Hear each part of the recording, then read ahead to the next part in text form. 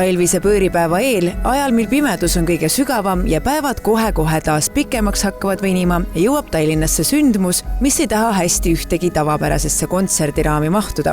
19. detsembril kõlab Alexela kontserdimajas Nordic Pulse Ritual. Briti helilooja ja produtsendi John Hopkinsi teose Ritual uus spetsiaalselt Eestis loodud tõlgendus. I had never really imagined that this would be a live album, like in any sense. I never planned to perform it.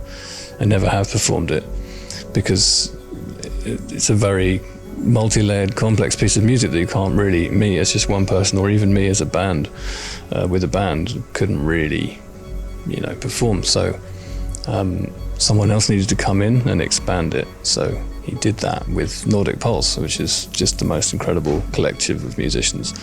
Hopkins, keda peetakse üheks mõjukamaks kaasaegse elektroonilise muusika loojaks ning kelle looming liigub klubimuusikast meditatiivsete helimaastikeni, astub seekord üles klaveril. Tema kõrval on dirigent ja produtsent Kristjan Järvi koos oma ansambliga Nordic Pulse. Kollektiiviga, mis on tuntud žanri piiride eiramise ja muusika kui elava protsessi käsitlemise poolest. See on üks võib-olla üks kõige võimsamaid asju, mida mina üldse oma tajus olen kogenud. Ma tahan sellest teha ühe niisuguse tõelise rituaali, mitte ainult ühe albumi, mis inimesed võivad kodus kuulata, aga võtta sinu visiooni nagu see jõgi. Tema visioon, tema see esteetiline visioon selle jaoks on üks niisugune jõgi, mis voolab. Ja kui me kõik terve ansambliga ja üldse inimkonnaga hüppame sinna jõe sisse ja laseme lahti, siis see hakkab kanna. Möödunud aastal astus näiteks Kristjan Järvi ansambel Nordic Pulse Orchestra koos maailmakuulsa bändiga Coldplay üles Glastonbury festivalil.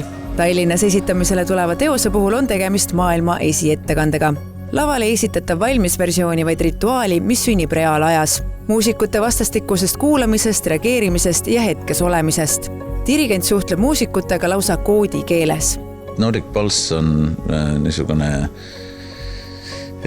bänd, mis mängib orkestraalseid instrumente ja ta ei ole üldse, ta ei, nagu te näete, me mängime kõik peast, eks ole, ja kuidas sa siis suhtled läbi erinevate koodid, eks ole, ja need koodid ongi mõnikord mingisugused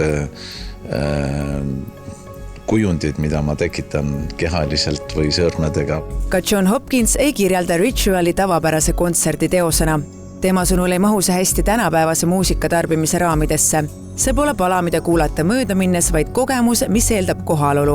Seda rõhutab ka publikule lava ette loodud vipp-pala, kus saab lesida patjadel ja rituaali nautida. Selle võimaluse eest tuleb aga välja käia kopsakas 130 €. Tegemist on justkui transformatiivse sündmusega, mis jääb kontserdi ja rituaali vahele ning seepärast on ka muusikute sümbioos niivõrd toimiv.